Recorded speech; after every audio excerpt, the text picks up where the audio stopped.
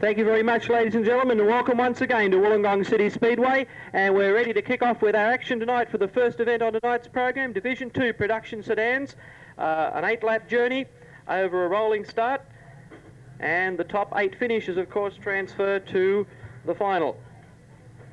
Top field headed out by Ian Duckett on the outside of Wayne Olive in the Rimac Turbochargers car, with Margie Turner in the little Mini sitting back in grid position 4 as the green flag waves, and we're underway with racing. And it's Wayne Olive who hits the lead. Duckett's next. The track very, very slippery. It's taken a lot of rain today, and there's a little bit of pushing and shoving in turn 1. The only one to get away clean is Wayne Olive, who hit the pedal right at the start and is doing it very, very nicely out in front, but the rest of the field going like snails up the back straight. Ian Duckett getting a help along there from the Cabby Auto Wreckers car of Ross Torrey. But out in front, it's the Rimac Turbos car of Wayne Olive doing it nicely in front of Mickey Hales in second place now. And third place, Ron Murray, who won the feature here at the Australia versus America Sedan Car Test a couple of weekends ago. They're the first 3 positions, so it's Tirana's running 1, 2 and 3 at the moment, and the Minis, who are doing very, very well as far as grid positions concerned, are slipping back through the pack and not handling the conditions at all well. 2 laps down, and it's Olive who's coming under siege from Hales now, and Ron Murray, who's sorted himself out very nicely now, is still sitting in third place, and Hales doing it all wrong in turn 1. Then it's Ross Torrey the next one through, then Peter Gumley, then Margie Turner is the next one, and a hard-driven Holden Monaro, number 45, that's been driven by, I'm not quite sure who. Yes, there we are, John Wise, of course, younger brother of the well-known, infamous, you use whichever adjective you would like to, Stevie Wise. Wayne Olive in the lead. Mickey Hales coming under a lot of pressure now. He wasn't able to get on terms with Olive and hasn't been able to get past him, and it looks like it's going to be up to Ron Murray now to see if he can do something about the lead of Wayne Olive. Those 3 are very, very close together. Then the next one through is Johnny Wise in the Monaro.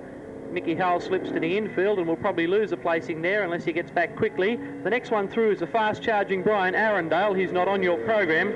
That's Sydney car number 49, Bryan Arundale, an ex-fender bender driver from Parramatta City Raceway, taking his hand at Division 2 sedan racing and doing it very, very nicely indeed. Ron Murray goes down the inside of Wayne Olive and picks him up as they come up to the slow car. And that means we've got a new race leader in the form of Ron Murray, who's trying to decide whether to go inside or go outside the lap car. He decides to go inside. The lap car does the right thing and stays to the outside. So now we have the lead being held by Ron Murray. Then it's Wayne Olive is the next one through, and then Mickey Hales as the Monaro number 9 goes slower and slower and slower on the back straight, admitting huge gouts of smoke and something obviously decidedly unwell under the engine compartment of that car at the moment. So it's Murray, Olive, and then Hales. The next one through is Arundale, who got a fine split there just going up the back straight, lapping the car number 20, and got himself past Johnny Wise in the Monaro. So it's now Arundale up into 4th position. The leaders are already lapping the tail enders, as they've shown a much better ability to adapt to these very slippery track conditions. And it's Murray doing it nicely out in front. Wayne Olive taking his time to get past the down cars, and doing it wisely because, of course, there's quite a lot of racing to go yet, and he doesn't want to biff the car in the first race. Ron Murray takes the white flag with 1 lap to go, and he leads from Wayne Olive, who has a similar distance now to Mickey Hales in 52. Then 4th place is being held by car number 49, Bryan Arundale, and 5th is John Wise in the Monaro. They're all the ones that matter at the moment. In turn 3 is Ron Murray, who's doing it nicely out in front, and the checkered flag he can see now as he comes off turn 4, and it's Murray who wins and does it very, very easily in the end from car number 84, Wayne Olive, who will be classified as 2nd finisher, and Mickey Hales spent most of the last lap on the infield and consequently lost the 4th placing to Bryan Arundale. So it's Hales was the next one through, and then 52, and then I think the next one would have been Trevor Gumley, and then Margie Turner, and as I said before, the rest of them don't really matter. Give it Ron Murray a big hand though, ladies and gentlemen, because that was certainly a good win. He came from well back in the pack and the front runners weren't able to run the pace that he was able to run, and a good win to the Patterson's Transport Tirana of Ron Murray as we cross to Frank Carmody for the first time tonight for results and a race time. Yes, and good evening, Phil. Right, we do have results and a race time on that one. 3 minutes 55.4 seconds. 3:55.4 seconds.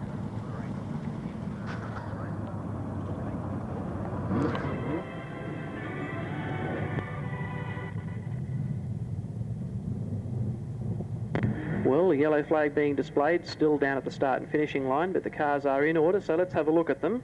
On pole position in the number 45 car, we have Colin Muddle, and outside him, Stan Rogers in Trigger. The old number 20 car, the Tom Car Radiator 6-cylinder Holden, that I'd say has probably done more sprint car races than any other 6-cylinder car in Australia. Next one back in the SO Service Centre car in grid spot 3 is Ray St Julian. And outside him, Rod Kidd in the H&V Chev. I haven't seen a lot of Rod Kidd this season, but there he's in there in grid position 4. Then the next one back in 5 is Eddie Vazzola. Then the Dycal Wheels car of Warren Vassell. Jeff Stacey would be the favourite in this particular race, starting from next to last spot, and in the outside, number 18, Tim Robertson in the KB Exhaust car. As the green flag goes, the green light comes on, and Stan Rogers kicks away to a lead with Rod Kidd in second place, and then it's Colin Muddle holding up a whole great freight train behind him at the moment as the big boys start to step on the gas down the back straight for the first time, and it's Robertson and Vassell who are the first to move. Ray St Julian's car is not sounding at all healthy and has slipped back from almost front running right down to the back of the pack. But still, it's Rogers leading him a merry chase in the 6-cylinder car up in front. Rod Kidd is the next one through.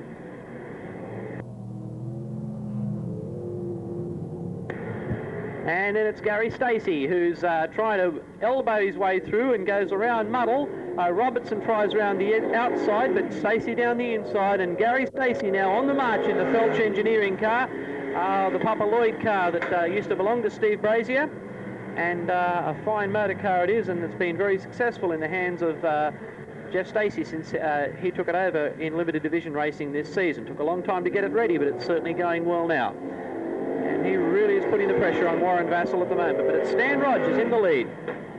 Second place is still being held by Rod Kidd. Warren Vassell in third with that characteristic smear of oil smoke that we've come to see expect from that car, and then Gary Stacey who's really tramping on the gas down the back straight, and Stacey's really giving Vassell a workout now.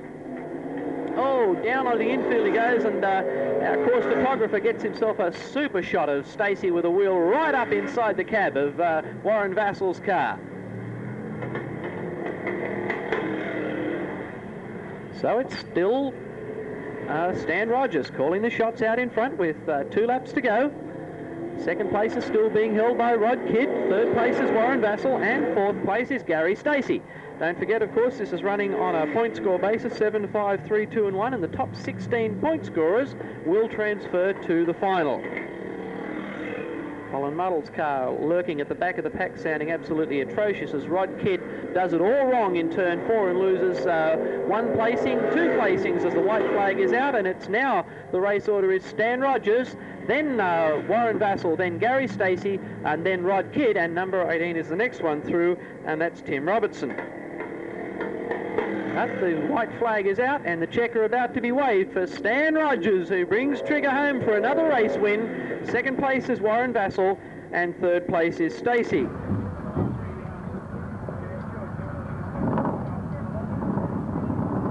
As Heat 2 just about ready to get underway, a small but classy field, as they say in the classics, being led out by Jim Charlesworth with the McSprint car of Ian Jones on the outside, then Hotchkiss, then Rallings, then Jimmy Powick, and the last one, Bob Hill. The green flag waves and the big sprinters are away. And down on the inside line, it's Charlesworth, with Jones dicing with him on the outside, not quite able to pull it off, and they hit the taps as they go down the back straight, and Charlesworth pulls away. So it's Charlesworth leading from Jones, Rallings and Hotchkiss, and it's action aplenty up front as the 4 big men are getting in, lining up to see if they can get the very best position they can on points. Points are vital for starting positions in the final. and it's going to be very, very important to log up as many points as you possibly can. But it's Charlesworth doing it nicely out in front. Second place to the McDonald's car of Jones, and third place is still being held by Ken Rallings. Charlesworth has a wobble in turn 1 and loses 1, 2, 3 placings, and now loses 4 and is in danger of losing 5 as Bob Hill looms up. So now the order is Jones, Rallings, Hotchkiss, and then Jimmy Powick, who's some distance off the pack but starting to close in on them now. 5 laps to go as they head past the judge this time, and it's Jones leading them a merry chase out in front, with Ken Rallings doing a great job holding Johnny Hotchkiss at bay. Track is still a little on the slippery side, and the driver's still feeling it out a little bit, and nobody going to really go for it at this stage, and of course there's no reason why they should. There's still a couple of heats to go, and they've got to save that car for the final.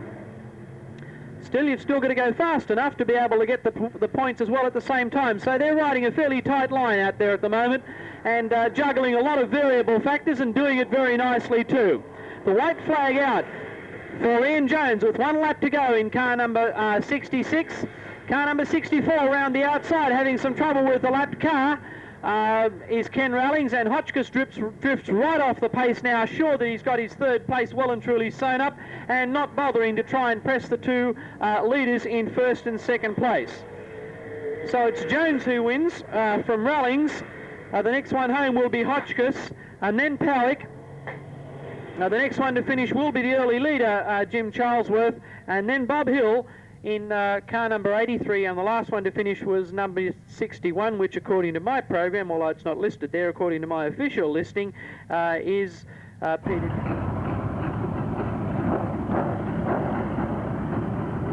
Supercharger after that monumental blow-up that he had at Parramatta a few weeks ago. Good to see Terry Dowell back in the 2WL Falcon, and also Don Sands. On the pole will be Peter Blass in that immaculate Monza, which he's starting to drive with a great deal of effort and a great deal of more reward over the last couple of meetings. Outside him, Benny Visser in the BNP Performance car from Minto. Then Terry Dowell in the 2WL Falcon, Len Cuthbert, who we've mentioned, and Don Sands. Wayne Keating in the Muffler Centre, A1 Race Engines, V8 Holden Camaro.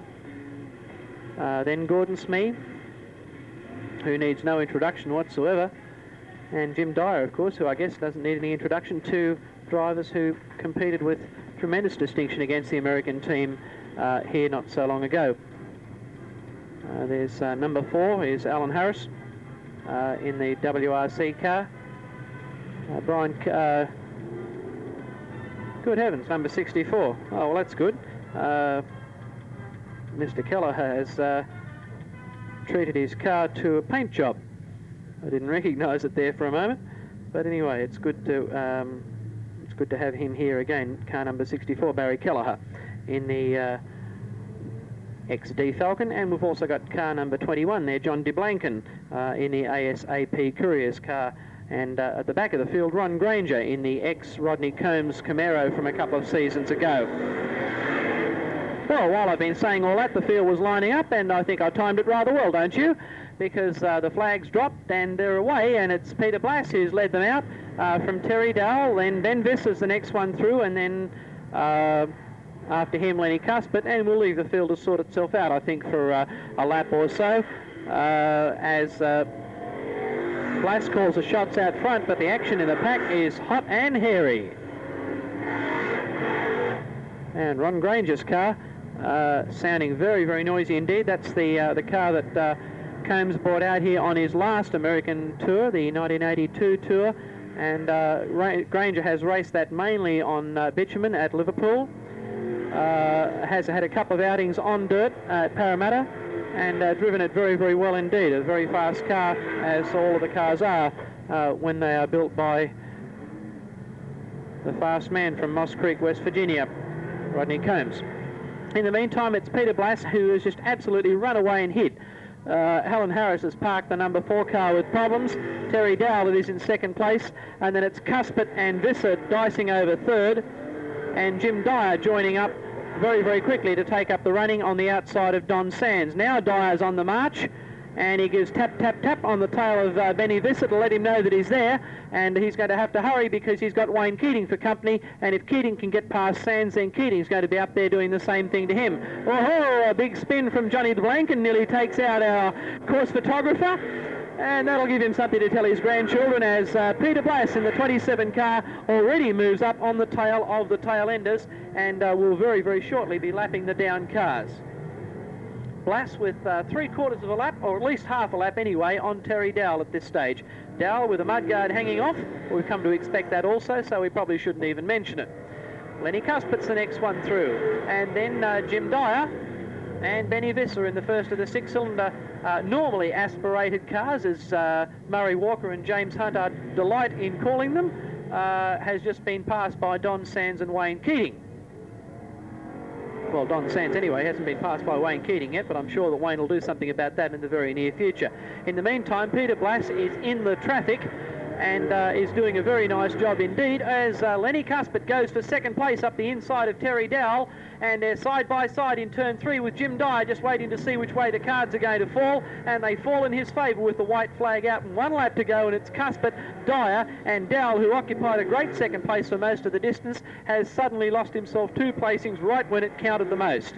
But the checkered flag is out for Peter Blass, and I don't know whether that is his first win, but I suspect that it may very well be so, and he's going to be a very, very happy man as he wheels the Blass car back to the pits, because that Monza really fired, and he did it beautifully, out in front the whole way. The next one to finish was Lenny Cuthbert, then Jim Dyer. Terry Dowell was the next one through, and then Don Sands. Wayne Keating finally brought the V8 engine Commodore home in front of Benny Visser in car number 89, and the next one to finish was number 64, Barry Kelton. And next to him, the McLeod Tyres Ned Kelly Pizza Hut car from Albion Park Rail of Phil Bray. Then not the Kingswood of Robbie Boyle in number 33. Certainly a very distinctive coloured car, if nothing else. Bob Tofield next in another one of the Dave Hales Automotive Services car. And then a long way back to the car number 81 of Fred Nicastri with Ian Hunt alongside him. Nicastri on, and the green flag waves and they're away. And Nicastri and Hunt straight at it. And they've got a couple of flyers in the form of Puckeridge and Dick Pettit behind them, so this first lap or so is going to be pretty hairy stuff, I think. It's Phil Bray who shoots to the lead over Ken Marsh, and in fact the whole field is passing Ken Marsh at the moment. He must be getting a terrible feeling of what am I doing out here at the moment. So it's Bray who leads from Boyle, then Nicastri, then Pettit, then Puckeridge, then Hunt, and then the Valiant Charger, which apparently is not a Valiant at all, or it's not supposed to be a Valiant. That's supposed to be a Buick, I think they call it, or something. I'm not quite sure of that, because it's got a bigger engine in it or something I heard. I'm not sure. Anyway, it's not. It is a Valiant. Right, okay. Well, he's making a valiant attempt to get up through the field at the moment, let's put it that way. And that's W00. And I think that's Ray Lannery, isn't it? Gary Lannery, right, okay. In the meantime, be that as it may, as they used to say on the old Monty Python show, we've got a mobile car park in turn 2 and the rest of the field heading down on them very, very quickly. Phil Bray still holding them out, Robbie Boyle still holding the Desperates out, Dick Pettit has got past Fred Nicastri, Trevor Watson would love to do the same thing, and Puckeridge, who had the opportunity to do so then, has lost all chance because he drifted way out wide on turn 2, and we've got a protest flag being shown at the moment to about half a dozen cars who are doing a great imitation of a mobile chicane down the main straight. Well done, fellas, that's great work. Perhaps if you would like to move to the infield, you can race there while the rest of the serious racers get on with the business. No disrespect intended. Up the back straight, and it's Pettit who's shot to the lead over Phil Bray. Nicastri is the next one through, then Wanson. Robbie Boyle decides to say hello to the fence in turn 3, and that lets Hunt through, that lets Puckeridge through, and yes, where is Ian Hunt? There he is, just coming up behind Stevie Wise, who's losing part of his door. Not a wise move at all. In the down cars on turn 3 is Dick Pettit in the cross-country Datsun Cortina, moving up to lap the tail enders, as it looks like Trevor Wanson has slipped through into second position now. In fact, he has, and missed that one while I was watching the rest of the field. A little moment there for Fred Nicastri, who almost lost third position there, but regained it again at the expense of Phil Bray. Bray is in fourth, and then Puckeridge, but as I speak, Puckeridge gets past Bray and picks up the 4th position. So now it's Pettit, and he's coming under a lot of pressure now because the white flag is out, and Wanson would like to win this one. Show me a race that Trevor Wanson wouldn't like to win, but he certainly has been taking a back seat to Pettit lately, and I think he'd like to reverse the order in the new Tirana if he possibly could. And it's a knockdown, drag-out brawl in turn 4 as they head to the checkered flag, and it's going to be, oh, is it? Yes, it is. It's going to be Pettit by a whisker, by about the width of his moustache, I'd say, and he wins from Wanson. Nicastri is the next one through, and then Bray. Yes, I think it was Phil Bray. Yes, it was Phil Bray. And then the next one through after that was Puckeridge. And I think following him through would have been number 44, Steve Wise. Anyway, no doubt about the race winner, Dick Pettit, who was pressed very, very hard in the closing laps by Trevor Wanson, but had all the answers that he needed. And with that, we'll cross to Frank, who can give you the exact results and also a race time. Yes, race time 3:23.7, 3 minutes 23.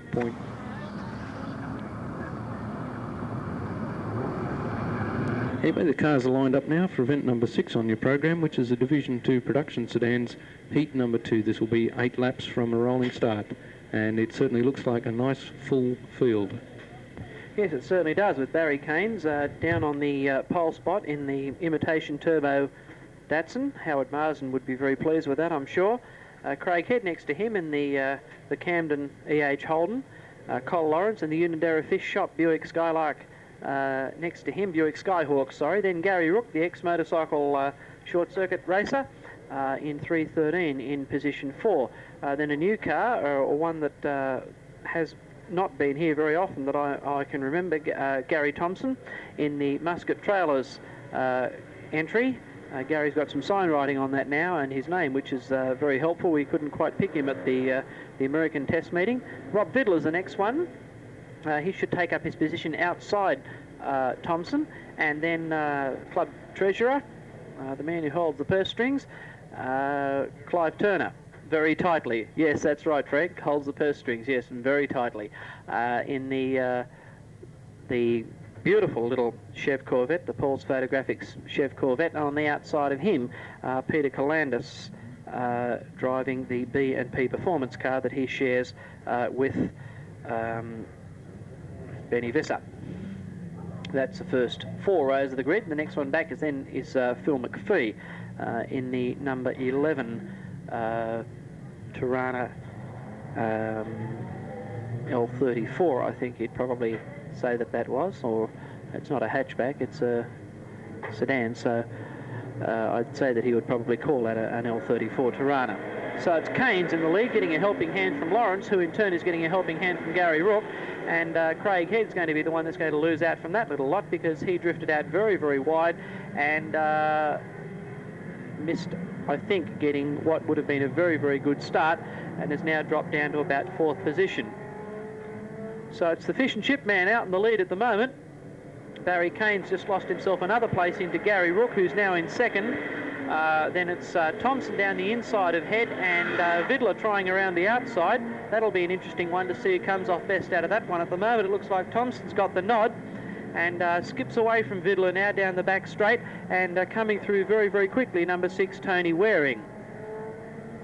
Oh, all sorts of pushing and shoving going on down in the field, and we've got Bobby Maskell down there with Herbie well down in the field at the moment, but the way the boys out in front are fighting amongst themselves, he could inherit the lead from there. They just has to sit back and wait for them to knock each other out. Bob Brown exiting very slowly in the 66 car, not sounding at all well. And it's Lawrence in the lead from Rook, then Keynes, then Thompson, then Waring, Fiddler, and still Craig Head holding up what must be starting to become a very, very infuriated Clive Turner. Oh dear, that E.H. Holden doing a great wheel stand down the back straight as Clive Turner finally gets by. Head comes straight out on the track in front of two cars and then promptly spins it and brings them unglued. Oh dear, such is racing. It's all good, clean fun, folks, as long as you can stay out of the topsoil. In the meantime, Gary Rook has finally, persistence has paid off for him, and he's gone to the lead with 3 laps to go, and it's Col Lawrence relegated back to second position with bits coming off the car. That's what's known as adding lightness, ladies and gentlemen.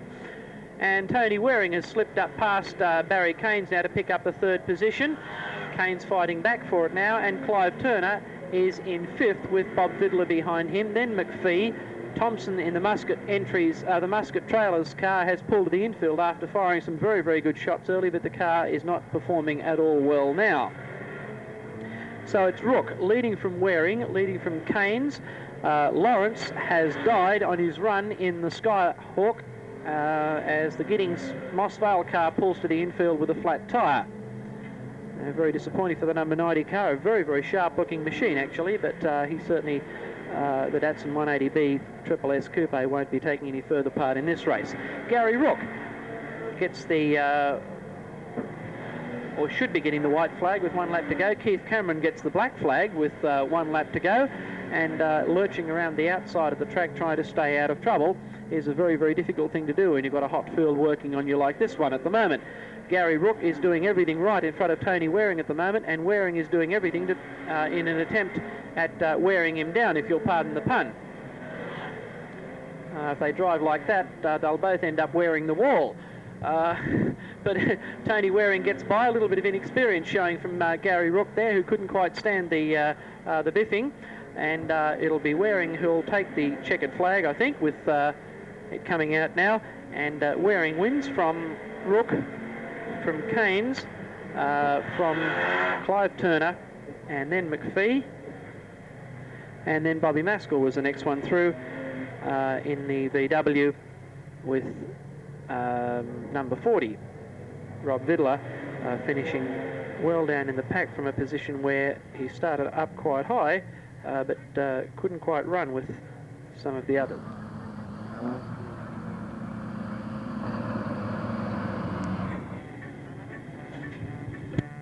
Yes, Jim Dyer certainly did his cause a great deal of good with his performances against the Americans. I was very, very impressed with the professional attitude at which Jim Dyer went out in his racing against the Americans. He didn't get carried away with it. He didn't worry about the fact that they were the Americans. He just went out there. It was a job to do, a race to compete in, and I thought he did an excellent job. And I was very, very impressed with young Jim Dyer. I don't know whether I should call him young Jim Dyer, but anyway, I was certainly very, very impressed with Jim Dyer's driving against the American team, as I was with all of the rest of the members of the Australian team. I thought covered themselves with glory. Well, we're just about ready to get underway with this one. Eddie Vizzola has tailed right out, and the driver's expecting a start this time, but the steward's not happy with the lineup. They'll have to reschedule it and see if indeed Eddie Vizzola is going to start, which he decides that one for himself by pulling the car to the infield. So that's the second heat that Eddie's attempted to start in, and both times the car has not actually fronted the green flag, which is very, very disappointing, because those of you who are regulars here and who know the racing well will know that Eddie's always a top contender, always races very, very well, and has picked up more than his fair share of top placings in feature races here at Wollongong City Speedway this season. Here's Gary Stacey there, well out of position, starting in 3 instead of 2. Eddie Vizzola being a dropout at this time. Looks like the stewards are happy with the lineup, and we're about to go for Heat 3. Okay, one lap, I'd say, to get them settled in the positions now that they're happy where they are supposed to be. And I would think that Gary Stacey, or Specs as he's known in the pits, will be planting the boot very, very heavily when the green flag drops this time and try to run away into the distance and build up that points advantage. An old car, but a car with a great history, formerly raced, of course, by Steve Brazier, and a driver who has really just hit his straps this season with that car. And the green flag waves and it's Stacey's away. Leading from Tim Robinson, the next one through is Warren Vassell, and then Rod Kidd, but I'd say that barring mechanical trouble or a bit of overdriving, which Gary has been guilty of at times, although not recently, thankfully, you can kiss this heat goodbye, even with just one lap completed, because Gary is just stroking the car along very, very easily there, looking to build up his points, get used to the track surface, make sure that he's got everything going right for the feature race. The South Coast Limited Division Sprint Car Championship. They don't make Limited Division drivers any tougher or any more experienced than what they come here at Wollongong City Speedway. It's got to be the home of Limited Division Sprint Car racing in New South Wales.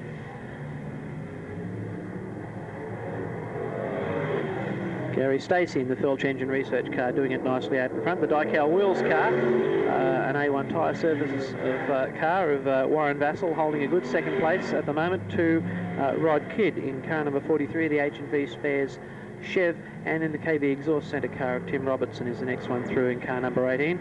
And Colin Muddle, unfortunately, having a very miserable night tonight after showing very, very well in some of the earlier limited div races. Tonight just hasn't seemed to be able to get the show on the road at all. And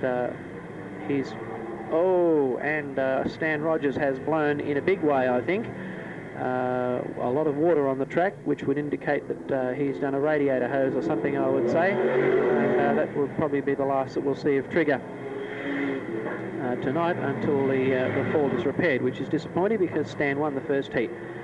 Anyway, the checkered flag is waving as while we've been talking about that, and it waves for Gary Stacey in car number 76, who wins very, very easily in the end from number 27. 43, Rod Kidd, is the third one to finish. Fourth place is going to go to number 18, Timmy Robertson, and then Colin Muddle, number 45, will be all of the finishes in that heat with the demise of Stan Rogers.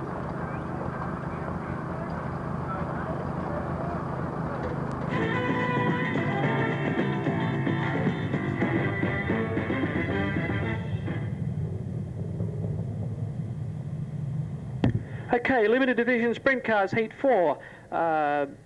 6 laps. We believe the last race was 4 laps, which accounts for the astonishingly quick time. But the green flag about to wave as they head away, and it's Bob Hill in the lead from Jim Powick, and tailing them close up Ken Railings and Johnny Hotchkiss, who's really got his race face on tonight. Hotchkiss starting midfield in both heats, finishing third in the previous one, is really out to prove that he can go faster than Gary Stacey around here, and he's going to have to do that tonight to win the championship. But it's Bob Hill who's pulled the pin out in front in car number 83. Powick is the next one through, then Hotchkiss, then Railings, then Charlesworth, and Jones, the winner of the first heat, languishing down in about 6th or 7th position at the moment. It's Bob Hill, the big man, pouring the coals on as they come down the main straight. And Hotchkiss round the outside of Powick takes over second position now. Charlesworth is the next one through after that, and Ken Railings overcooked it coming on at turn 4 and has dropped back 3 or 4 placings. But it's Bob Hill leading from Johnny Hotchkiss, then Jimmy Powick in car number 59 is the next one through, and they've got a big gap now on the dueling 3 of Charlesworth and Jones and Ken Railings. And Jeff Gifford having differential trouble as he did in the previous heat, didn't get a start with sparks coming out of the back of the car, and again that same problem is persisting in this heat as well. So it's Bob Hill leading from Hotchkiss and then Powick, and then Jones and Railings and Charlesworth having a colossal battle for 4th, 5th and 6th placing as the white flag comes out with 1 lap to go for Bob Hill.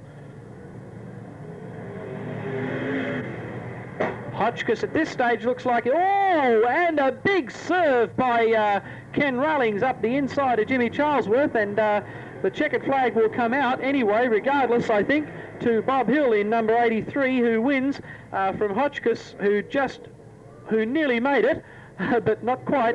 Rullings will be third in car number 59, and the placings after that are in the lap of the gods, I'm afraid, because Jones got lost on turn 4. I don't know where he got to. I saw him driving by on the infield after the incident involving Rullings and Charlesworth in turn 2. So what happens after the 3 placings, I really don't know. We'll have to check with the lap scorers. I'll pass you over to Frank Carmody, who can give you time, and the first 3 placings at least. We'll have to check with our lap scorers for the rest of them, because those points will count. Right, race time there, 1:54.7. So that makes us sort of wonder whether they're really 5-lap heats or 6-lap heats.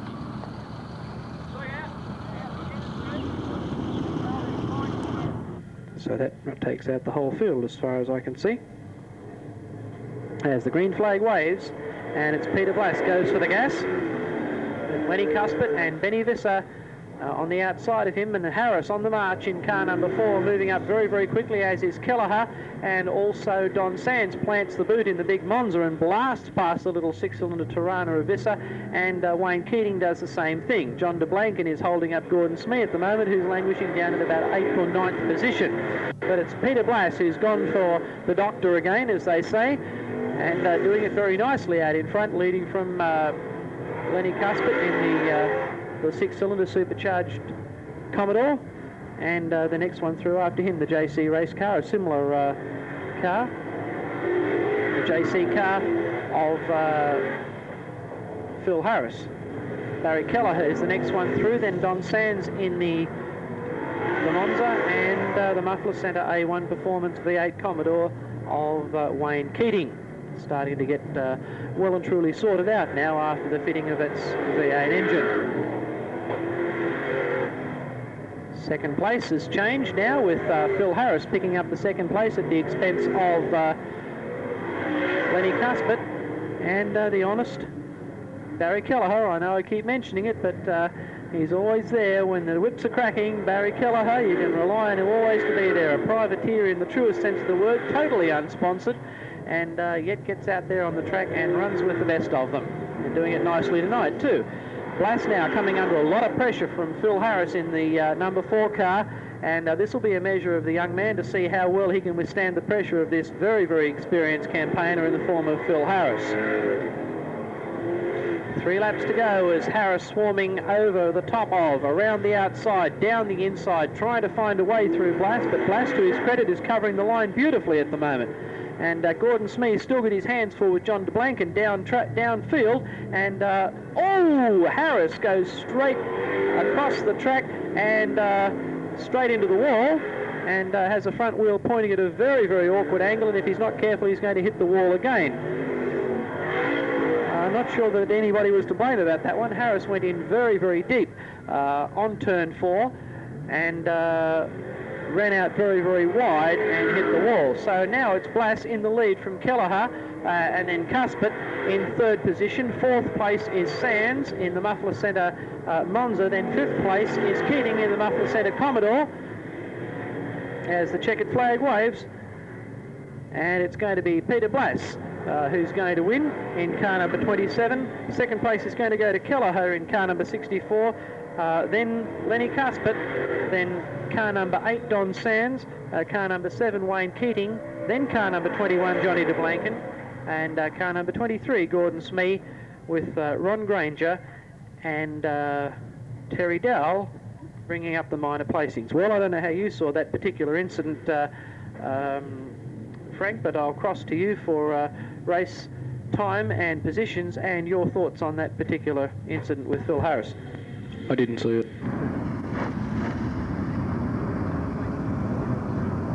White, a 2-tone Tirana. I have no idea who the driver is, but it's a very, very nicely built car, and his name does not figure on our program, so hopefully sometime during the night I will find out who that is. It's a very, very nice car indeed. Steve Wise and Trevor Wanson forming mobile Oh, oh dear, that could come out of the Dukes of Hazzard. Oh dear. Yeah, Roscoe, that's a great roadblock there. 10-4, good buddy. And Trevor Watson sitting there holding the Duke boys up. Well done, Trevor. And Steve Wise, well, there you go.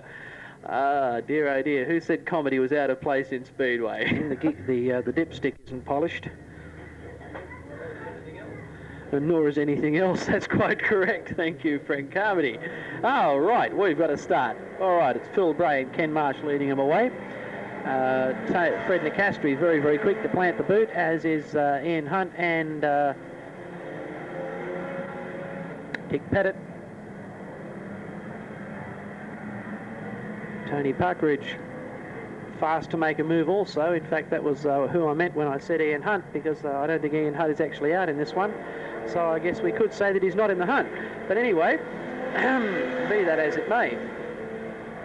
That's Phil Bray and the Ned Kelly Pizza Parlour machine leading him a merry chase out in front, while car number 28, Ken Marsh, is doing a great impression of a blocker in a roller game at the moment. And he's certainly holding up Robbie Boyle and Puckridge and Pettit and Nicastri and Wise and everybody else. Simon Swire was also mixed up in that Yahoo down there, being held up also by Ken Marsh, while Phil Bray waves goodbye in the distance.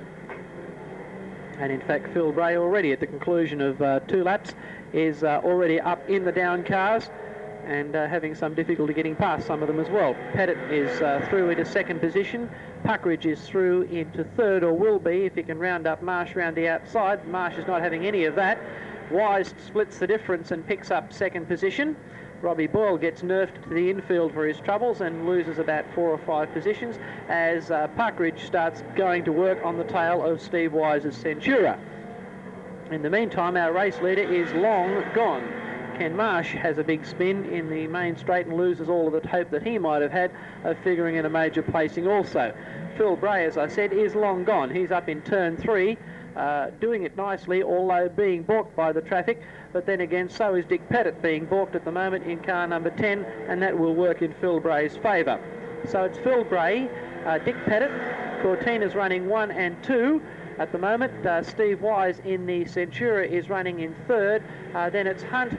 Then it's Puckridge and Nicastri going at it hammer and tongs in 5th and 6th position.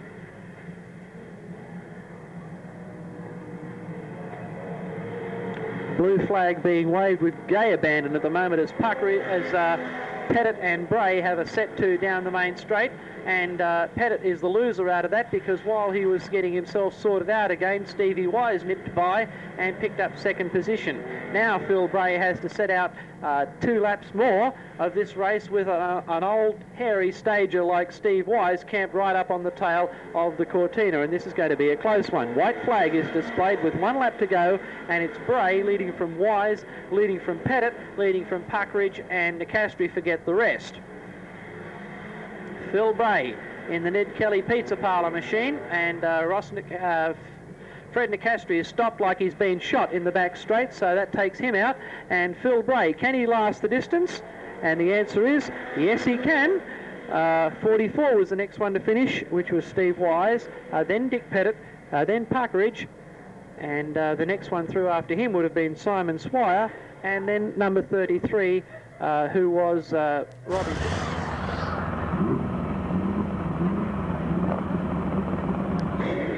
Yes, a little bit hard to tell without the taillights and everything else.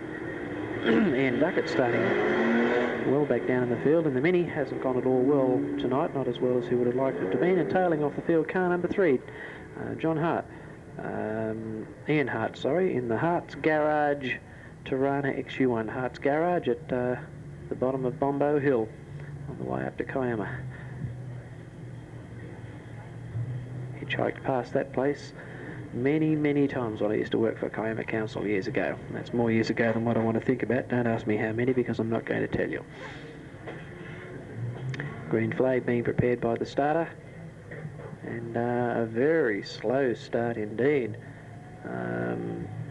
The pace being controlled very well by Stevens in car number 80, and it's worked to his advantage very well, but Gary Thompson hits up the inside in the Goulburn car and takes over the lead, and leaves Stevens to deal with the rest of them as he can. Doc Holliday goes for the doctor and moves into second position, with car number 61 moving up very, very quickly. Chris Wilson in the Tirana to seal up fourth running, and hopefully having a shot at Bob Stevens, whose car doesn't seem to be going as well, bouncing around a lot at the tail. And I'd say that he'll lose that position very quickly, and he does.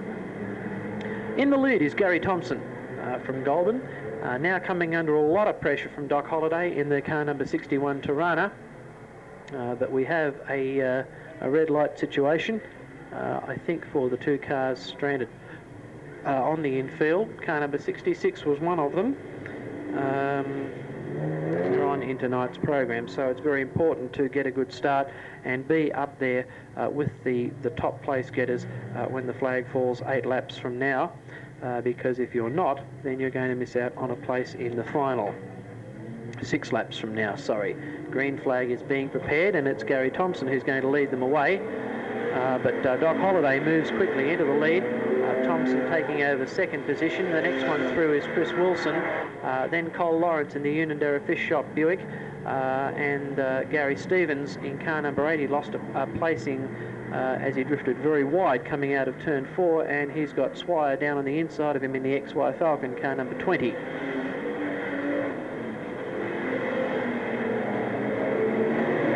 So it's Doc Holliday in the hatchback Tirana doing it very nicely, the big black beastie car from Camden. A regular visitor down here, as he used to be when I used to be working in the Speedway at Tralee, and also a regular visitor to Parramatta City Raceway as well. So a very widely travelled driver, and a very well performed one too when that black Tirana really starts firing. Gary Thompson doing it nicely in second place in the Goulburn car. Craig Head has a loop in the infield in the EH Holden, but very sensibly finds the ignition key very quickly and pulls to the infield and doesn't bring on the red light, which is good sportsmanlike driving. Cole Lawrence in the Fish and Chip car is hanging on to second place, but that's about to become second place because something has gone drastically wrong in the engine compartment of Doc Holliday's car, and after leading that race and leading it well, he's pulled to the infield and thrown the whole race back into the melting pot again. So it's Thompson who leads from Lawrence, who leads from Wilson, and then the fourth place is Ian Hart in the Hart's Garage Tirana. Only those 4 place getters, whose names I just called, if they finish in that order, will transfer through to the final. So it's going to be 87. Thompson, who'll win the race quite easily in the end, from Lawrence in car number 8. Then car number 61, Chris Wilson. The next one through will be Ian Hart in car number 3. And then number 20, Eric Swire. Number 66, Bob Bryan, who had a race-long dice with car number 32. And then the last one to greet the judge in that group anyway was car number 80.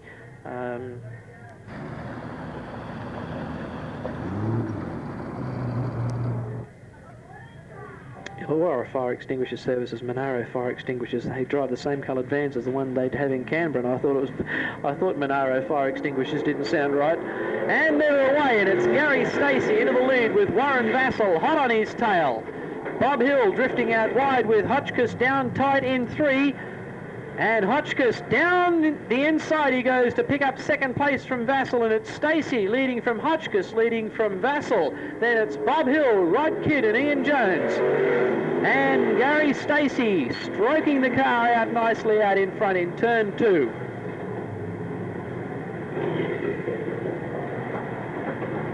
Gary Stacey in the Felch Engineering, the Felch Engine Research car out in front. Johnny Hotchkiss in the A1 Performance machine in second place, and it's the Dycal Wheels car of Warren Vassell. Then Bob Hill, Rod Kidd, who loops it in turn 2 and stalls it, and that'll be all for him. Poor old Eddie Vizzola, who hasn't been able to do a thing right tonight, pulls to the infield again, and the yellow flags come out for Rod Kidd, whose car is stalled on the infield, but with the front wheels out on the track in a position where it would be the Australian sprint car title at Tralee the year before last.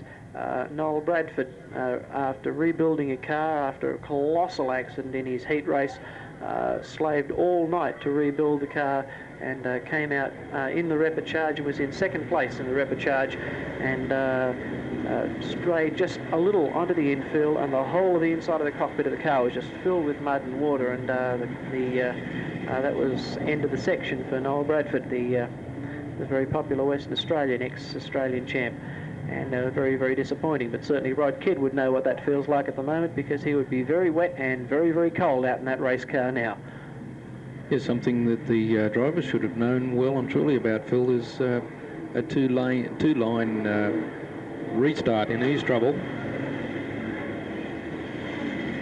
Yes, indeed, you are quite correct. That certainly was trouble. With the captains already, Bob Hill and Eddie Verzola both out.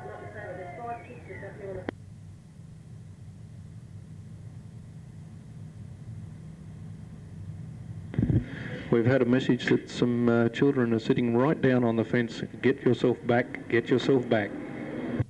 Green flag waves, and it's Hotchkiss hot up on the tail of Gary Stacey as Stacey starts pushing the big Felch machine, the old Pop Lloyd ex-Steve Brazier car, and Hotchkiss going at him, hammer and tongs down in turn 3. Tap, tap, tap, here I am. Stacey, Hotchkiss, Vassal. Then Jimmy Powick's the next one through, and 45 Colin Muddle, but Vassal in all sorts of trouble in turn 2, and Powick swoops on him down around the outside. A very, very bad mistake by Vassal there, saw Powick moving in quickly to take advantage of it. But in the meantime, it's Stacey who's pulling right away from Johnny Hotchkiss. And an 18.21 lap on Gary Stacey in this early stages of the race is pretty good going. The lap record at the moment. And Jones tangles with Gifford in turn 3 and brings on the yellow flag again for the second time.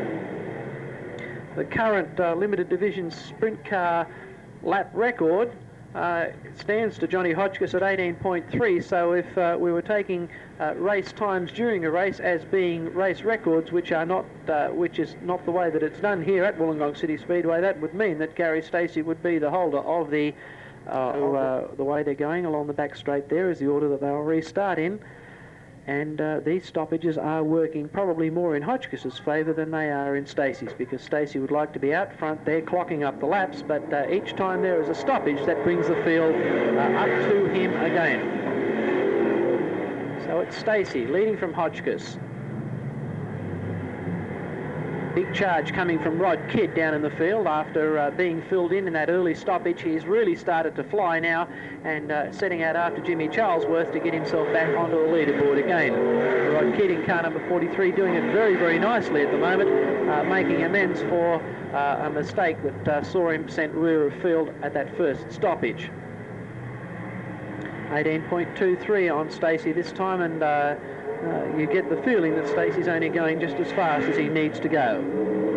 Vassal a little ragged in turn 4, and Powick pounces on him once again, but the car of Vassal's is very, very fast, and as they head up the back straight, he pulls away again from Powick. Powick certainly seems to be handling better in the corners, but Vassal has him taped on the straight. 18.03. A split time on Gary Stacey, that time of 18.03, which is 0.2 of a second underneath the outright lap record here for limited division sprint cars. So Stacey going very, very fast now. Gifford having trouble with that rear end again. Sparks coming out of the car. Kidd is now elbowing his way through Charlesworth and does so, but they're now some half a lap adrift of the leaders as Vassal makes a mess of turn 2 again, and Jim Powick once again sees an opportunity of getting by him, but when they hit the straight, Vassal will open the taps and pull away from Powick again, and it must be very, very frustrating for Powick in the number 59 car just at the moment.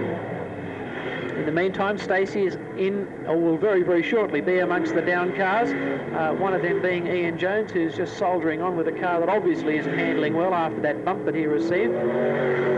Jeff Gifford's car showering sparks out from underneath the transmission, and surely he's doing a great deal of damage to that car by keeping going. Stacey already lapping Bob Hill. Lapping Tim Robertson, should I say. Bob Hill's on the infield, unfortunately. Hotchkiss in second place, now some third of a lap or so adrift. Now Gifford pulls the car to the infield, but the officials gesturing as if the car is in a dangerous position, so the decision will be made by the steward as to whether to put the red light on, and it looks like he's going to leave it that way. So it's Stacey moving into lap Ian Jones, with Hotchkiss some about the length of the back straight behind him now. Stacey forcing a way through the traffic very well, but Hotchkiss is being left behind because he's having trouble getting through the traffic at the same time. Vassal balked then by the down car of Tim Robertson, and once again Jimmy Powick manages to get up on terms with Vassal, but the same rules apply again. Vassal opens the taps and away he goes. That's Stacey leading from Hotchkiss. Hotchkiss not appearing to be able to make any impression on him at this stage. The next one through is Warren Vassal. Number 66, Ian Jones is lapped, of course. And then Jim Powick in car number 59. The next one through would be car number 43, which is Rod Kidd, then Cole Muddle. And Ian Jones loops the car again in turn 2 this time, and surely that will be sufficient enough information for him to realise that the car is not going to handle. But if I know Jonesy, he'll get out there again. Certainly the car is not pointing the way that he would like it to be. Running as he wishes. That's Stacey. From Hotchkiss, from Vassal, from Jim Powick, and then Rod Kidd, who was filled in early on, but has now picked up very, very well to be in the 5th position. Cole Muddle is the next one through, then Jimmy Charlesworth, then Jeff Gifford, and the last one is Timmy Robinson, and Gifford will receive the black flag because of the sparks coming out from underneath that car. Some transmission problem of some sort. I would think that the officials are concerned about fire. Vassal, a little ragged, coming off turn 4, trying to hold Jim Powick at bay. He's doing a pretty good job of it at the moment, but he certainly, with 6 laps to go, he certainly had his work cut out for him, with Powick doing just about everything but getting out of the car and hitting him around the head with a box wrench. In the meantime, it's Stacey doing it as he likes out in front. Second place is being held by Hotchkiss, who is close, but nowhere near close enough. Then it's Vassal and Powick, who lost a lot of ground in that lap, and in fact is in danger of losing his 4th placing to the hard-charging Rod Kidd, who's come up from dead last. Gifford being black flagged, still refusing to acknowledge that. And it's still Gary Stacey leading it as he likes. Powick's car has lost power very badly. 3 laps to go when they come past this time, and this time Gifford gets the message and pulls the car to the infield. So the race order, with only a handful of laps to go, is Gary Stacey, Johnny Hotchkiss and Warren Vassal. Jim Powick, who's found the loud pedal again, but way too late, is holding out Rod Kidd now, and Warren Vassal loops the car on the infield, but gets back onto the track again, and this once again renews the dice because it brings Powick back in touch with Vassal again, and this must be terribly frustrating for him. The white flag is out for Gary Stacey with 1 lap to go. Stacey doing it as he likes, leading from Hotchkiss, 3rd placing Vassal, and 4th placing Jim Powick. Turn 3 for the race leader. And turn 4 as he comes off. And there's your new South Coast Limited Division Sprint Car champion, ladies and gentlemen, Gary Stacey. Johnny Hotchkiss finishing in 2nd position, and 3rd position going to Warren Vassell. 4th place, number 59, is Jim Powick, and the 5th place would have gone to Rod Kidd in car number 53. Car number 43, and Gary Stacey gets out of the car very, very quickly with steam and everything pouring out of the engine of the car. Obviously a very, very overheated engine. In fact, I wouldn't be surprised at the speed that Stacey got out of the car that he may not have had a bit of water and so forth pouring all over him there. But still, he soldiered on to the end, and when the checkered flag dropped, he was there when the chip...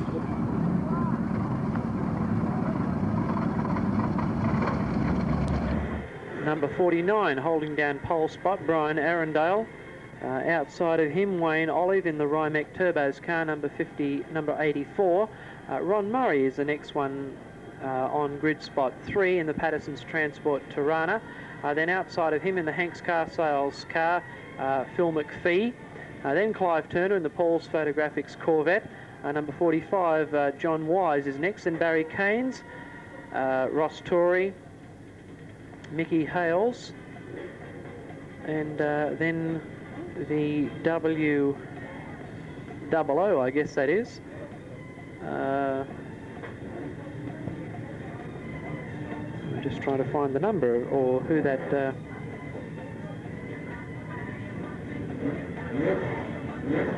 Yes, we will find out who that driver is, don't worry. He's down in the field at the moment, but we will endeavour to find out who that driver is, and when we've found out, we will let you know. But anyway, that's the way the grid runs down through about the first 6 rows anyway, and that should be enough for us to be able to let you know what's going on anyway. Paul Knott is the driver in car number 00. On the 6th row of the grid. Paul Knott, K-N-O-T-T. Do you have the feeling, Phil, that there was probably 3,500 people out there saying it's Paul Knott, you stupid? Yes, I have. It's terrible, isn't it? Yes, it is. Everybody knows except you. And you get these mental blocks, and you sort of your tongue starts going, but nothing comes out, and it's very frustrating. Still, as I've heard this statement made many times, if you think you can do a better job, well, then we would love to have you come up here and prove to us that you can.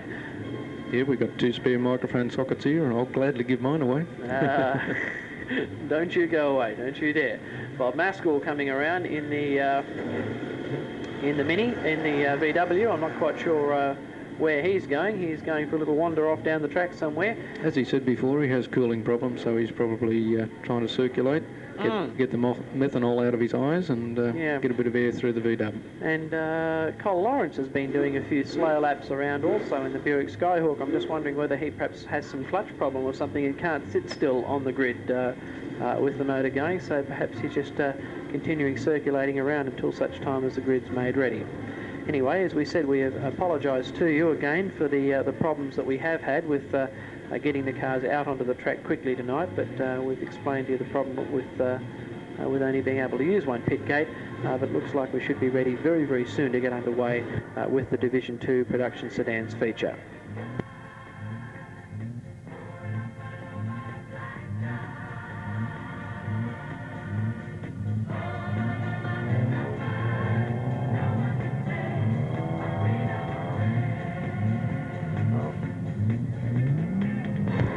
There's some hot machinery taking up their positions on the grid in this one. Arundale, Olive, Murray, McPhee, Turner, Ross Torrey, Barry Keynes. Someone to slot in beside Keynes there, I think, will be Maskell in the Mini. No, it won't be. It'll be car number 45, and he's missed his grid spot, and so has Maskell by the looks of it. So Steve Wise and John Wise and Bob Maskell have both missed their grid spot because the green flag is waved and the feature race is underway.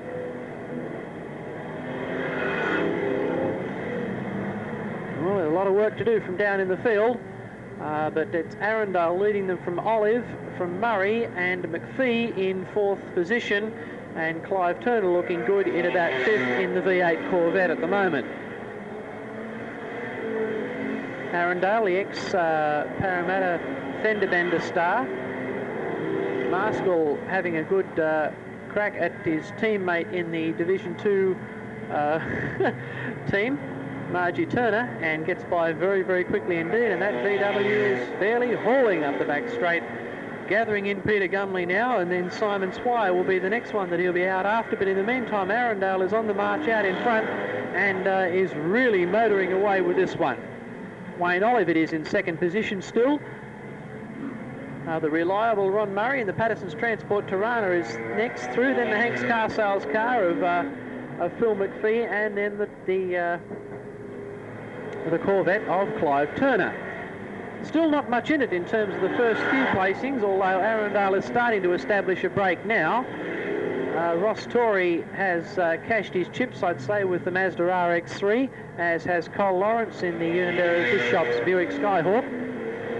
And Arundel puts another lap down on the rest of the field with 16 laps to go. Marskell stops in the fence in turn 4 and brings on the red light. I didn't see that one. I was watching the dice with the race leaders, and I'm not sure what exactly happened to Marskell's car there, but he certainly went into the fence. Whether he banged into it or whether he just actually stopped at it, I'm not clear. Now gets racing underway with Rook probably in about 10th or 11th position.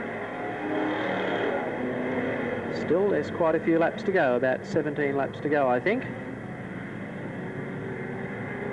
And it's Arundel who's leading them away at the moment from Wayne Olive. Ron Murray camped up on Olive's tail, ready to make capitalise on any mistakes that Olive might make. Not that he makes many. Phil McPhee's the next one through, and then Clive Turner. Gary Thompson is next, then Stevie Wise, Barry Keynes, and then Gary Rook. John Wise, I apologise, it's not Steve Wise, it's John Wise in the Monaro. So they're moving up quickly to take over, or try and take over from Barry Keynes. In the meantime, it's still Murray and Olive going at it hammer and tongues in turn 3. Margie Turner has pulled out in the Mini. And side by side, Ron Murray and Wayne Olive. And Murray was the one that lost out from that one, because while he was drifting out wide towards the fence, Phil McPhee came up and took his third placing. So it's still the Sydney drivers ruling the roost in 1 and 2 at the moment, with Brian Arundel leading as he likes, with no challenges in sight at this stage of proceedings from Wayne Olive. Phil McPhee is the next one through, and then Ron Murray, who slams the fence very, very hard in turn 4. And I'm not sure whether he's actually going to get the car started. Yes, he is, but he will have lost many, many placings and certainly will be out of contention even if the car can keep going. So it's Arundel from Olive, from McPhee, from Gary Thompson, now in 4th position, then Barry Keynes, and then Gary Rook.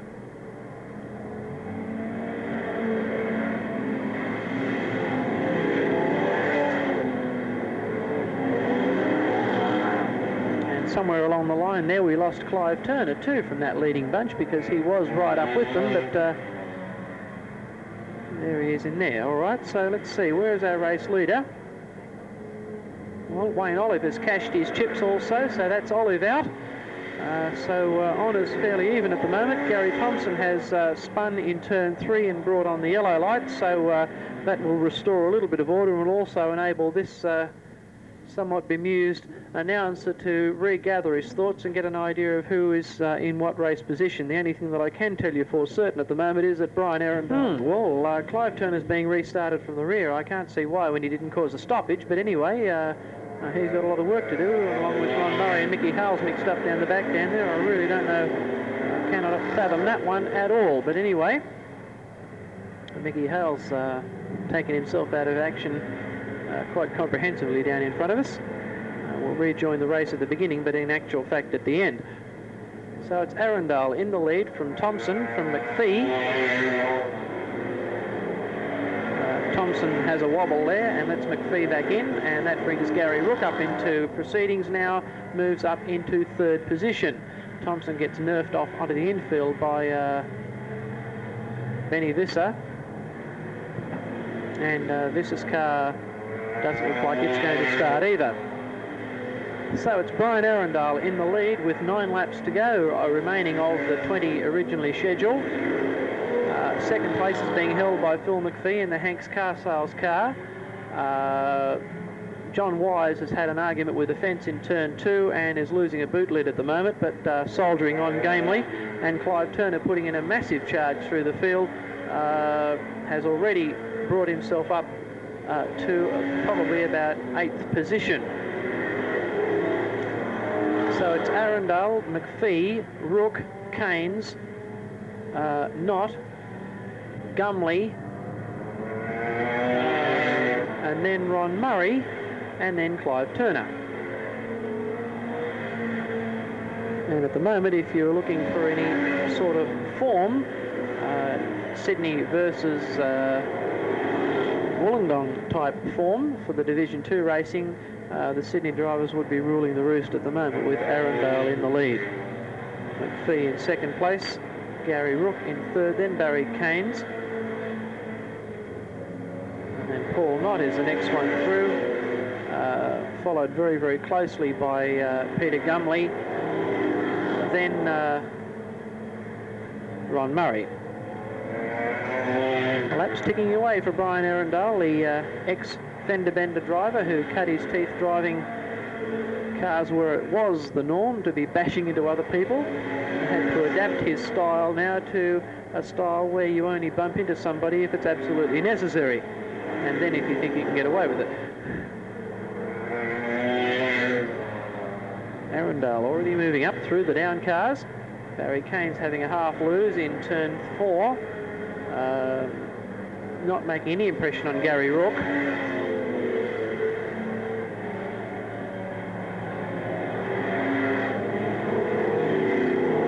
And 3 laps to go for Arundel as he goes past this time. Chris Wilson has a spin in turn 4, in turn 2, and brings on the first yellow light of the... Some time ago on a slightly smaller track. Anyway, getting ready for the restart in this one.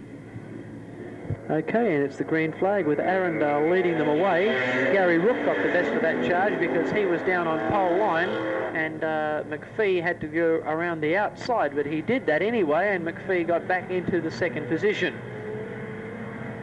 Barry Keynes is the next one through in the imitation Datsun Bluebird Turbo. I notice with a big Nissan sign across the back now, indicating the fact, of course, that shortly there won't be any Datsuns anymore, that they are all going to be marketed as Nissans, not as Datsuns. And Barry Keynes preempting that already as the stewards tick away the laps down in front of us here. And Bryan Arundel will get the board saying 2 laps to go when he comes past this time. So it's Arundel in the S&T Engines car, leading the Hanks Spares car of Phil McPhee, and in the Carl Prammel's motorcycle-sponsored car of Gary Rook, who's going to be caught and passed, hopefully, according to Ron Murray anyway, by Ron Murray, who staged a terrific charge from the back of the field. The white flag is out with 1 lap to go. Keynes has lost his 4th place. Rook may be about to lose his 3rd, and he is. And it's Arundel who leads from, not Barry Keynes, no, from Phil McPhee and Ron Murray. But no doubt about the race winner is Bryan Arundel. 2nd place went to Phil McPhee. 3rd place went to car number 29. 4th place to car number 313, Gary Rook. Then the next one was 11, which was Keynes. Standard Saloons feature race tonight. Trophies donated by Cabby Auto Wreckers. 20 laps, rolling start.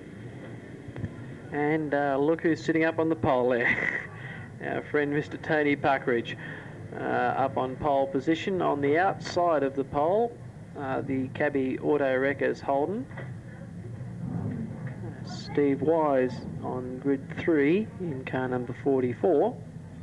And not quite sure who's outside him at the moment because I can't see. I think it might be Simon Swire in the Lynn Gas car. Yes, it is. And the other car On the outside of that, I think might be our friend WOO, I think. I'm not quite sure. We'll just check on that and see. Anyway, the green flag waves, and it's Puckeridge away, and it's not. It's car number 69 who was on the outside of the pole position there, David Ryan. So it's the old campaigners back into it again, ladies and gentlemen. Puckeridge, Wise and Pettit and Watson. 4 names who, whenever you mention standard sedans, they always get mentioned, and here they are, all 4 out in front, leading the standard sedan feature. 20 laps tonight, and who's it going to be tonight? I wonder if they tossed a coin in the pits and decided who was going to be the winner tonight.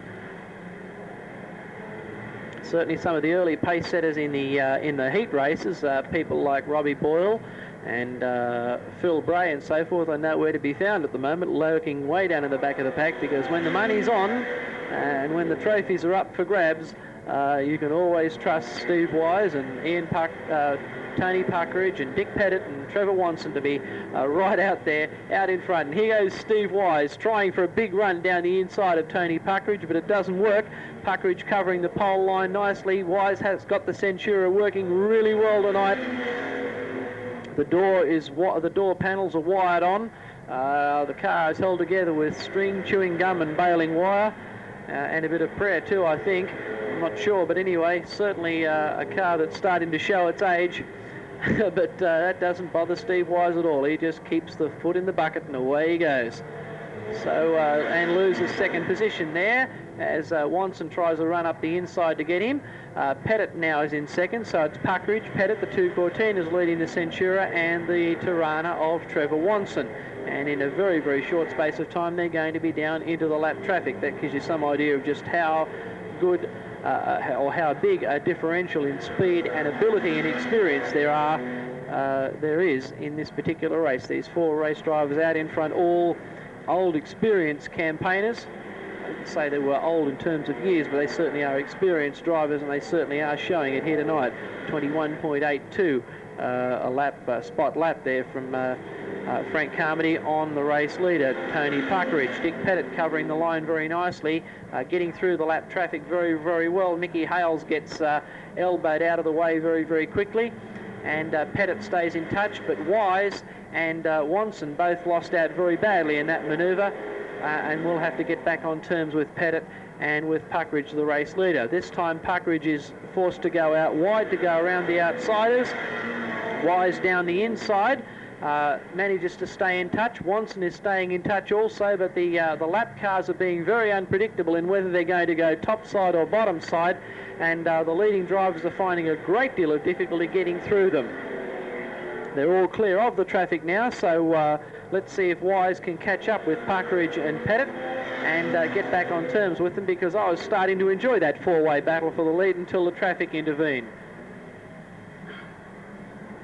Simon Swires, car number 22, laying a great smoke screen there, so I'd say that he isn't long for this world in terms of competition in this race. And boy, oh boy. Yes, the sooner that's off the track, the better. Thank you, Simon.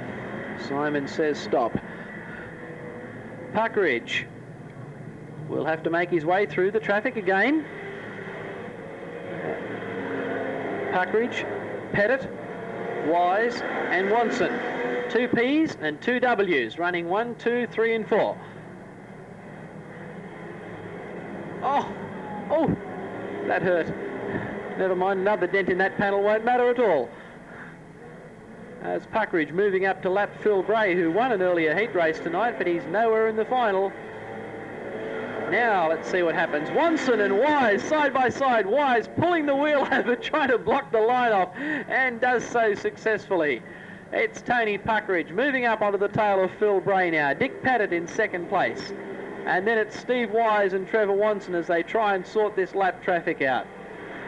Puckeridge goes out wide. Pettit hugs the pole line down tight to try and get down and get an extra advantage, but he can't get it. Now he's got to go around the outside of Phil Bray's car. In the meantime, it's still Wise going at it with Watson. Wise has a wobble in turn 2, and Watson gets by and now moves right up onto the tail of Dick Pettit. Oh, Phil Bray has a big wobble in turn 4 and nearly brings the whole of the field unglued. And now, with 7 laps remaining, the field is going to have to sort out all of this traffic because the rest of the lap cars have all bunched up together. Watson gets into second place. Pettit has taken the lead when Puckridge went out wide, so now it's Pettit, Puckridge and Watson, and you can throw a blanket over the whole lot of them. They're all mixed up in the down cars. There's cars stopping left, right and centre. Everybody's got an idea of what's the right line, but no one seems to know how to use it. Oh, Pettit gets a big side swipe now from Humphreys in the Tirana and ends up sitting sideways across the track and will bring on the red lights.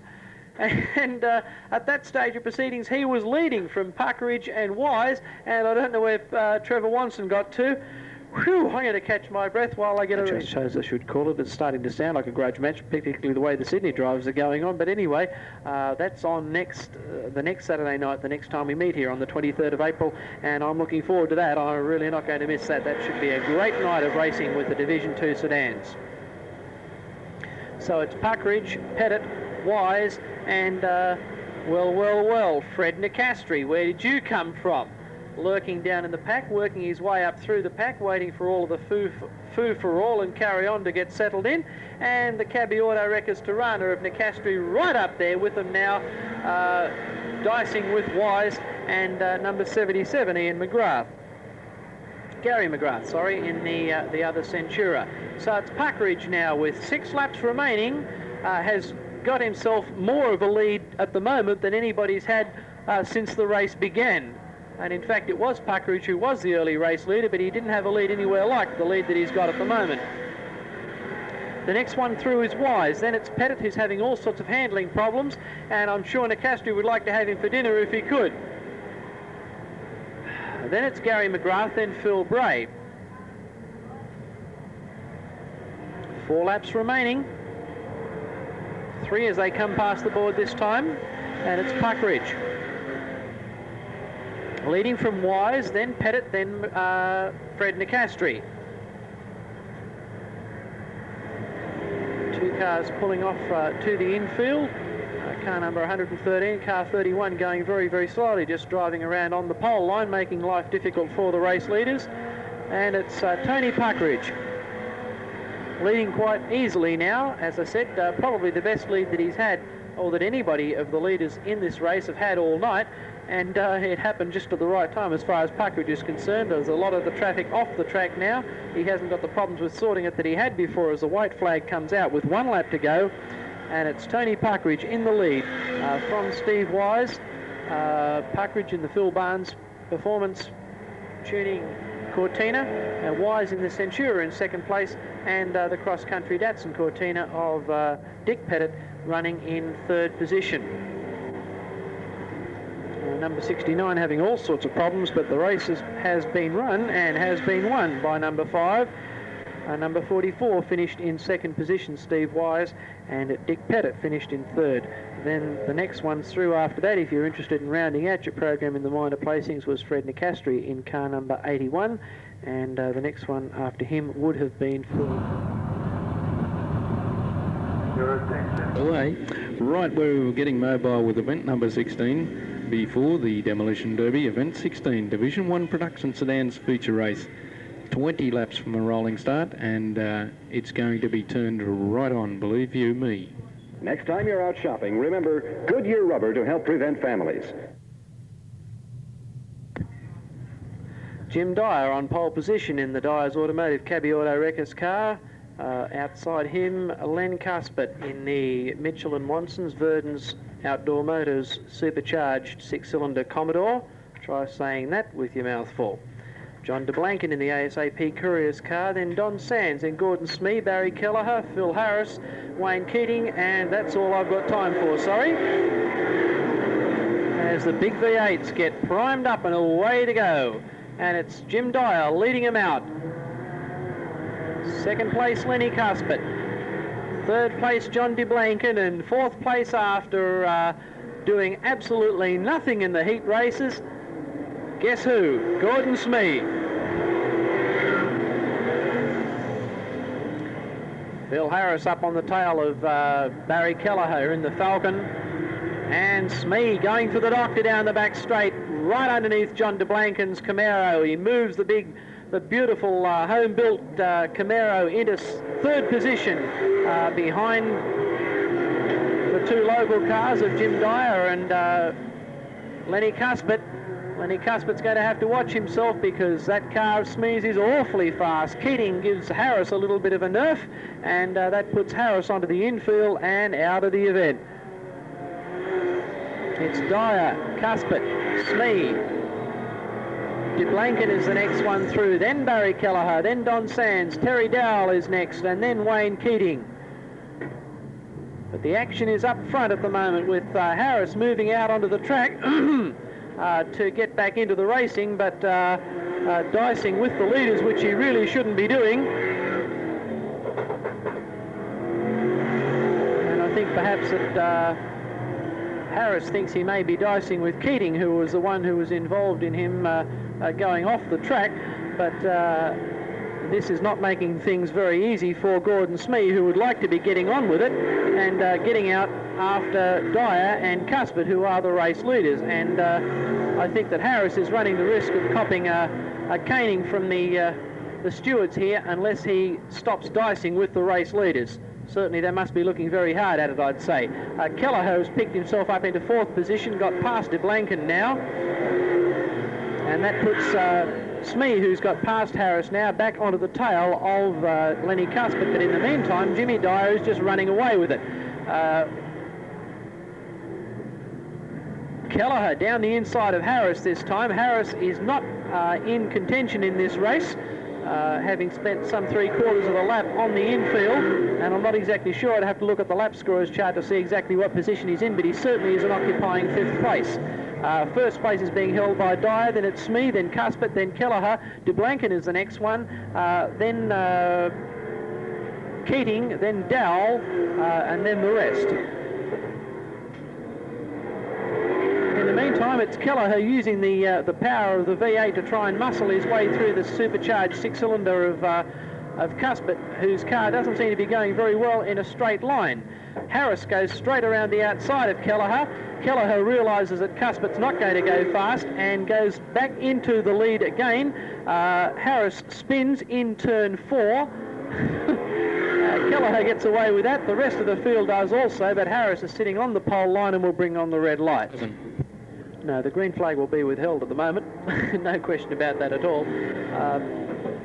Barry Kelleher got what is known as a blinder off the start there and was about 20 lengths in front of Gordon Smee coming off turn 4, and the stewards are well and truly used to that sort of carry on, and they weren't about to see Gordon Smee's well-earned second place evaporated before he even had a chance to fire a shot. So it'll be Dyer from Smee, from Kelleher, from Harris. This time we should get a green, and we do, and it's Smee who leads away from Dyer. Smee got a blinder then, really pulled out a beautiful start, and Dyer, who was favoured with the pole line, should have been able to pull away much more quickly than that, but Smee caught him napping, rounded him up around the outside, and has gone to the lead. So it's Smee leading from Dyer, then Barry Kelleher in the XD Falcon is the next one through, then Terry Dowell in the XE, then the Commodore of Wayne Keating, and all of those 4 cars keeping very, very close company while Gordon Smee goes away with it, and Phil Harris once again has a close inspection of the infield. 10 laps to go as they pass the stewards this time. And disappointed to see that Peter Blass didn't get a start in the feature. I'm just not quite sure why he didn't front after winning 2 heats tonight on the trot, and very unfortunate, because it would have been nice to have gone out to win a feature as well. But anyway, he who fights and runs away lives to fight another day, they say. Gordon Smee leading by about a half a lap now from Dyer. Kelleher doing everything to try and get past, but just not quite able to do so. And Terry Dowell sitting there waiting to see which way the cat's going to jump. An 18.18 on Gordon Smee. And that's sprint car times by a sedan. It goes to show you how much the technology of these sedans has improved over the last 12 months or so. They are very, very light and very, very fast, as that time would indicate to you. It's still Dyer leading the freight train. Kelleher in second. Kelleher in third place, then Terry Dowell, then Wayne Keating. Keating having a bit of an argument with the infield there. Dowell drifts out wide and loses touch with Kelleher for a moment, and we'll have to do it all over again. In the meantime, Smee's in the down traffic with 6 laps to go, and doing it ever so easily. Gordon Smee, smooth and fast, no drama.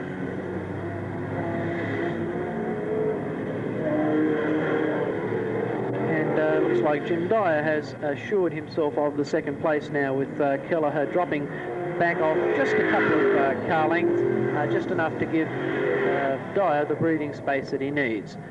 Don Sands drifts to the outside of turn 2 with a very sick Monza. Len Cuthbert pulls again to the infield for the second time with a car that sometimes goes and sometimes stops, and this time it has stopped. A black flag, in fact, being held out to Clive Turner, who is coasting to a stop on the start-finishing line. And the officials are concerned that with Clive being out there, he's getting in the way of the racing and not going really fast enough to justify that. So they pulled him off the track. So Smee, his lead now would be at least a half a lap. Which goes to show you just how totally dominant he's been in this event. He's lapping John de Blanken, and de Blanken a pretty fast driver himself. Terry Dowell pulls to the infield now, and Smee just in a class by himself tonight, without any doubt the best driver on the track. Beautiful motor car, very, very quick, beautifully prepared. 1 lap to go, he gets the sign.